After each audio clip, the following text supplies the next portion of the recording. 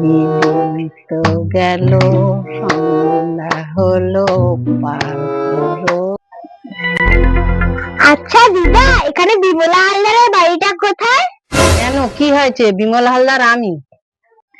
আচ্ছা, আপনি তাহলে এই এলাকার সবথেকে গরিব মানুষ?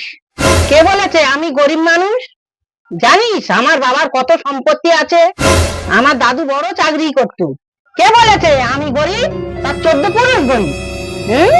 আমার বলতে গরিব? ঠিক আছে, কোনো সমস্যা নেই, তাহলে তোমার নামটা আমি কেটে দিচ্ছি। কিসের নাম কাটা যাবে মা? আসলে সরকার থেকে আপনার নামে একটা ঘর এসেছিল, তার জন্য আমি সার্ভে করতে এসেছিলাম।